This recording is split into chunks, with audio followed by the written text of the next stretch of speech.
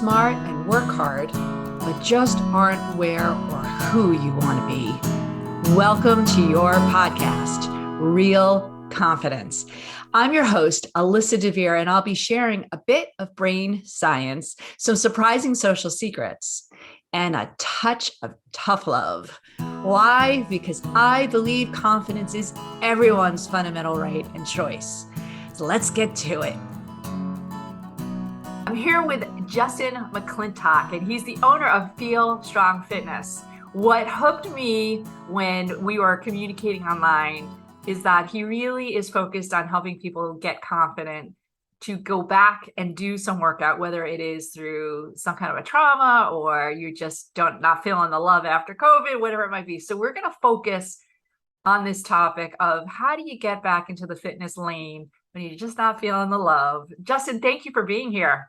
Thank you so much for having me. I really appreciate the invitation. Well, it's an invitation for the audience to learn something, that I'm very selfish because I'm one of those people. Like, I used to be a bit of a gym rat, admittedly, former athlete, and I haven't done much of anything for a really long time. And even just going up the stairs right now is like a workout. So what do you hear most often these days? Like, what's the excuse? What are people telling you? There's three that overlap a lot for me and that is in the area that I'm really passionate about. One is people who have been in chronic pain for a long time. They've had something keeps coming up, and it could be as serious as it takes me 20 minutes to get out of bed every day, like something pretty debilitating. It might just be every time I try and work out or even walk more than 10 minutes, my knee starts hurting. The third is people who used to be active, used to be in fitness, used to go to the gym, and real life, kids, career, COVID have all conspired. They've been out of it for a while and they don't see a way back in. And honestly, all three of those people often have similar solutions. Well, they're not three people, they're me. Well, there it is. So, one of the things that I am totally confessional here, right? Because I'm a hyper motivated person. If there's something I want done, it gets done. People know that about me. But this one area I suck at. Why? Why do people suck at this? What is it about physical fitness or just moving that people are so not good at? I think it seems so big and so daunting that people don't even know where to start.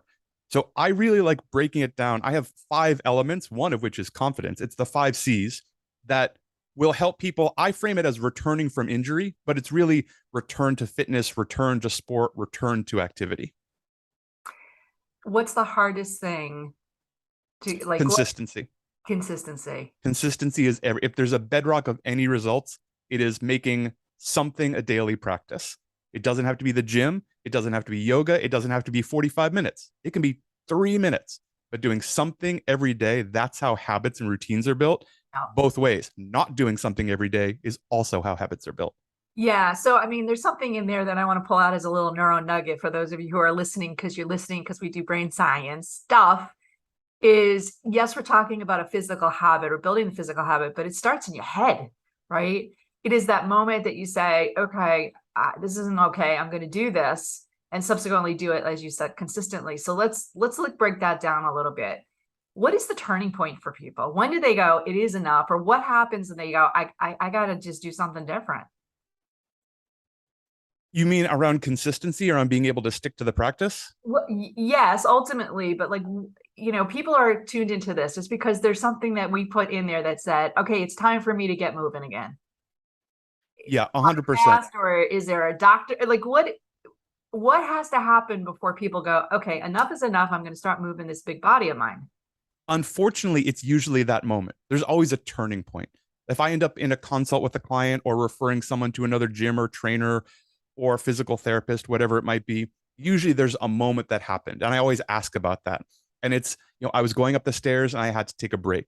Or my 3-year-old was on the floor and I realized I was worried to get down and play with them. A lot of times there's a lot of emotion around it. It isn't, my mile was 30 seconds slower than it was last year and I'm feeling terrible about that. People will, but that's often not enough to take a big step forward. And we're talking about significant change, like committing to some kind of movement on a regular basis is a big deal. It is changing your lifestyle. Yeah, absolutely. And it sounds like it's not age dependent or gender dependent. Not at all. I reject the idea that people can't move as well or are more likely to get injured or things like that as they get older. People are more likely to let these things fall by the wayside because life gets busy and priorities change. Yeah. But I have 75-year-old clients who are jumping and running and doing all kinds of things. Yeah. So, again, I'll use my selfish self here as I love it. the poster child because, going up the stairs, it annoys me that my knees hurt. It annoys me that I can't. We went to Greece this summer and I was huffing and puffing going up all the stairs there. And I was like, oh, this is ridiculous. And then I would give myself the excuse, well, you're not so young anymore. And I'm like, yes, I am. So, I think there's a lot of that self-talk, that yin and yang, almost like get off your chair, and then at the same time you're like, yeah, be compassionate. And I'd love for you to comment on, if somebody comes to you and they say, I want to do this but I'm scared, or I'm so out of shape, like what is the mindset shift that you help them, like what should they think about so they can actually become consistent at something? Well, we'll do it sort of in 3 steps. So first of all, we'll try and outline what the dream is. If I could press this magic button and make everything you wanted to have happen as far as movement, health, wellness, what would it be? And people will often aim too low. Well, I just want to be able to walk up the stairs without pain. No, no, no. Like, let's assume we'll get there. If I could press a button and you didn't hurt, what would you do? Oh, well, I used to go on hikes every weekend with my friends, and we haven't done that for a while because we're not sure. Okay, let's aim there. And maybe that's 2 years away. I truly don't know, depending on the person. Let's aim there. Contrast that with what we've given up or what you miss right now. Not in a fear-based way. We're not trying to twist the knife in anyone's pain, but in your day-to-day life, how is this issue affecting you? And that will really start to highlight all of the adjustments people have already made, which they don't always realize. Like, oh yeah, like I take the escalator now and I drive distances I didn't used to, or I turn down social engagements that in the past I would have been happy to do, but I'm a little worried about now. Pairing these things together and then explaining that getting to this goal is a million baby steps. It's not going from sitting on your couch to a 10-mile hike in the woods. Mhm. It's going from your couch to a walk around the block. Let's aim for that. And then people will laugh like, oh, I can walk around the block. Oh, well, we already knocked out step one. That's great. Well, what about if we walk around the block a little bit faster? Oh, I could probably do that. And you start dialing in and dialing in and dialing in on what this progression is going to be, because getting better is it's no one workout, it's no one day, it's no one practice. It's that consistency, building and building and building. And the more you do it, you start to see how you're capable. It starts to bleed into everything else in your life. And suddenly you feel incredibly confident.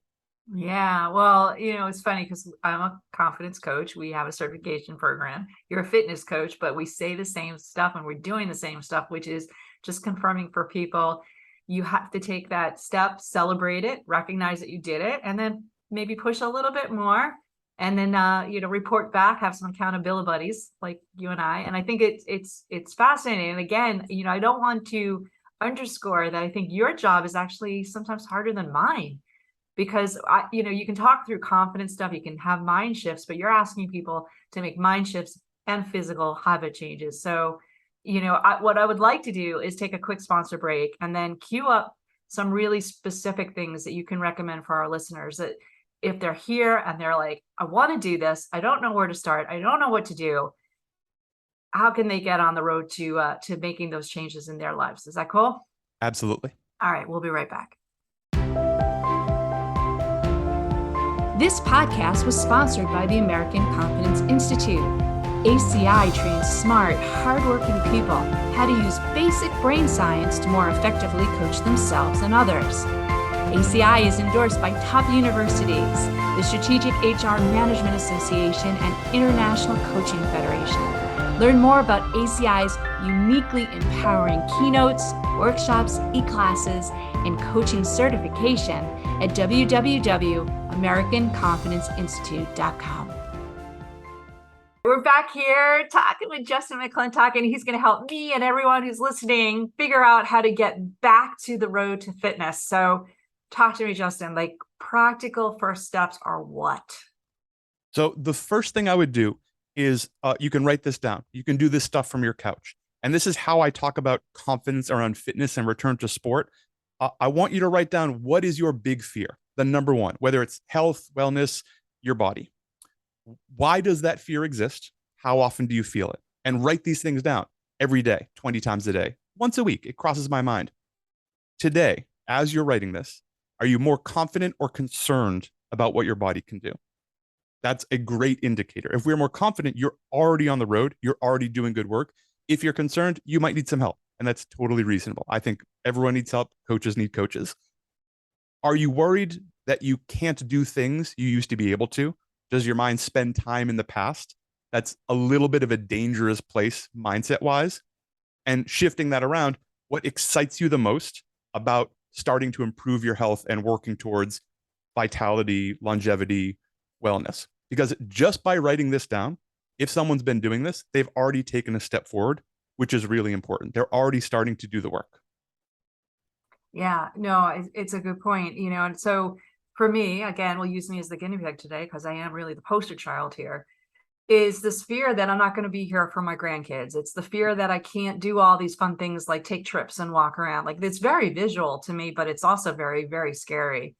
And I think that the distance between the paper and then doing something, I'd like to close that gap a little bit. So yes, I know what I fear. I understand it. In some cases, it's a little irrational because it's certainly in my control here. What do I do next? Let's write down that dream. What's the big goal?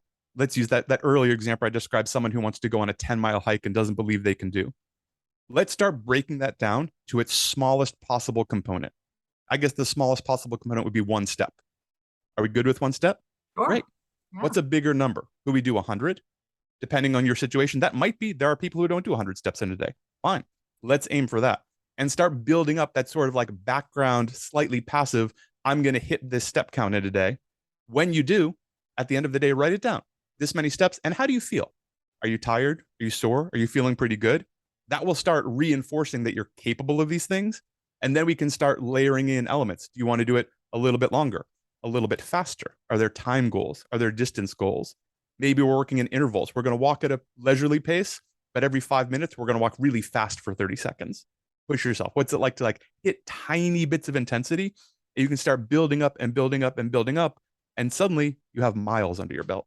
Nice. Now this technique, if you will, this methodology that you're saying, it sounds like you can even coach people without physically being there. Is that true? Constantly. The overwhelming majority of work I do is online, assuming they're a good fit for it. There's people that I will not coach online because it won't work for them. Yeah. I would never work with someone who's not a good fit or it wouldn't be appropriate. But it's relatively easy to do remotely. And I have found that accountability, whether it's with me or any other coach in the world, people need coaches. It's so useful to have someone on the other end with that feedback and then deciding what the next step is. Because at some point you're going to be like, I don't know, I've been walking for 3 weeks. What's the next step? I'm bored, or I don't know how to progress it, or I don't know what to do. And even that outside eye, even if you're a fitness expert, that outside eye is so useful to point out what you might not be doing or a way forward you haven't thought of. In my case, it was, okay, put on a heavy backpack and go for a walk. Jump. Like, oh, I hadn't even thought of that. Oh, yeah, I have a backpack and I own books. Okay, away we go. You can do it. Yeah, so I think it's fascinating because you're not talking about form. You're not talking about any, particular kind of a type of exercise. It depends whatever somebody wants to do, but you're being that beautiful accountability buddy. So I love that. People who want to find you and get some of this wonderful coaching, help, support, what's the best way to find you? We're going to put it in show notes, but say it on the pod, please. If you're on social media, I live on Instagram. So at Feel Strong Fit is an easy place to get in touch. I answer every single DM. So reach out with any questions. If you're not social media, the website is feelstrong.me. Beautiful. I want to thank you so much for giving me confidence to get off my tush. And needless to say, I might sign up myself. No, I won't. I will sign up myself because this has been bugging me. And so the fact that you're here for me is divine intervention. And I'm just grateful for you and your presence today. So thank you so much. It already makes it worth it. Thank you. So before we completely wrap up, I want to let you know that full transcripts and show notes for this and other episodes can be found on the website, www.americanconfidenceinstitute.com/podcast. I also want to remind you once again that the best way to get confidence for yourself is to give it to others. And you can do it so easily just by liking and sharing this episode on your favorite social media channels. You can even give me some confidence fuel by sending in any comments about the topics I've covered or ones you'd like me to consider for the future. So for now, this is Alyssa DeVere. Thank you for helping to bring more confidence to the world. This podcast was produced by Mindful Media.